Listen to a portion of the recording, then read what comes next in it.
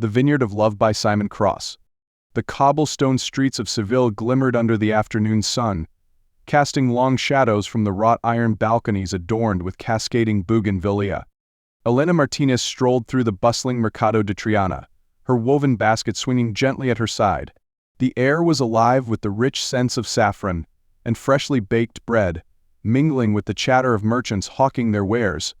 Elena's dark curls framed her face, and her eyes, sharp as a hawk's, scanned the stalls for the perfect manchego cheese to complement the Rioja wine she had tucked into her basket. Elena was a historian, specializing in the Andalusian period of Spain, where cultures had intertwined in ways both beautiful and turbulent. She had returned to her hometown of Seville after years of studying abroad, trading the quiet stacks of Oxford libraries for the vibrant streets she had missed so dearly. Life here was simpler, but it was not without its own complexities. She paused at a stall where an elderly vendor was cutting slivers of cheese for passers-by to sample. "Buenas tardes, Elena," the vendor greeted her, his wrinkled face breaking into a warm smile. "Looking for something special today?" "Always, Don Ramon," Elena replied, her voice light and melodic. "Something that pairs well with Rioja." As Don Ramon began to slice a wedge of cured manchego, a voice behind her interrupted. "If it's Rioja you're pairing, might I suggest a stronger cheese? Manchego's too mild for a bold wine." Elena turned, her brows lifting in surprise. The voice belonged to a tall man with sun-kissed skin and an easy smile. He wore a tailored linen shirt, its sleeves rolled up to reveal forearms marked with faint scars, as if from years of handling something rugged. His eyes, a deep hazel, held a spark of mischief. "And you are?" Elena asked, more amused than affronted by the unsolicited advice. "Nicolás Ruda," he said, extending a hand, "winemaker, and something of a cheese enthusiast." She shook his hand, noting the calluses that confirmed his claim. "Elena Martinez, historian, and something of a skeptic when it comes to unsolicited advice." Don Ramon chuckled. "Nicolás here is a good man, Elena. Owns a vineyard outside the city. His wines are excellent." "I'll be the judge of that," she replied, her eyes narrowing playfully. The following week, Elena found herself driving through the rolling hills of the Andalusian countryside.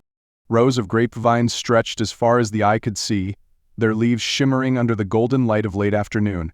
Nicolás had invited her to visit his vineyard, promising her an education in wine pairing that she could not resist. The vineyard, La Luz del Sur, was a charming blend of rustic and refined. The main building, a whitewashed hacienda with terracotta tiles, sat atop a small hill overlooking the sprawling vines.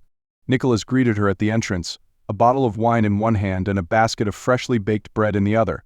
"Welcome to La Luz del Sur," he said, his smile as warm as the sun overhead. "Ready to have your skepticism tested?" "That depends," Elena replied, stepping out of her car. "Do you have manchego here?" He laughed, leading her toward a shaded patio where a table was set with an array of cheeses, olives, and fruit. Over the next hour, Nicolás guided her through a tasting of his wines, each paired meticulously with a different cheese or accompaniment. He spoke passionately about the art and science of winemaking, his words weaving stories of tradition, innovation, and a deep respect for the land. As the sun dipped below the horizon, painting the sky in hues of orange and pink, Elena found herself captivated, not just by the wine, but by Nicolás's earnestness and charm. He was a man deeply rooted in his craft, yet unpretentious and full of humor. "You've convinced me," she admitted, setting down her glass. "Your wine is exceptional and your pairings are acceptable." High praise from a skeptic, he teased, his eyes twinkling. Over the following weeks, their paths crossed frequently. Sometimes it was by design, a dinner invitation, a shared cultural event, and sometimes it seemed serendipitous. One evening, they attended a flamenco performance at an intimate venue in the heart of Seville. Elena marveled at the passion and intensity of the dancers, while Nicolás watched her, mesmerized by the way her face lit up with each dramatic stomp and swirl. Their friendship deepened, and with it, the undeniable pull of something more. Nicolás often accompanied Elena on her research trips, where they explored ancient ruins and dusty archives. In turn, Elena helped him draft proposals to expand his vineyard's reach, her sharp intellect proving invaluable. One autumn evening, as they sat on the balcony of Elena's apartment, overlooking the Guadalquivir River, Nicolás turned to her, his expression uncharacteristically serious. "Elena, have you ever thought about why you came back to Seville?" he asked. She frowned, taken aback by the question. "To reconnect with my roots, I suppose, and to escape the cold rain of England." But was it only that? He pressed. Or were you searching for something or someone? She looked at him, her heart pounding. The intensity in his gaze made it impossible to deflect with humor or evasion. Maybe I was, she admitted, her voice barely above a whisper. Maybe I was too, he replied, his hand finding hers. Their relationship blossomed, though it was not without its challenges. Elena's dedication to her work sometimes left her distracted, while Nicolás's vineyard demanded long hours and frequent travel. Yet, they found ways to navigate these obstacles, their shared love for Seville and its rich culture serving as a constant bond.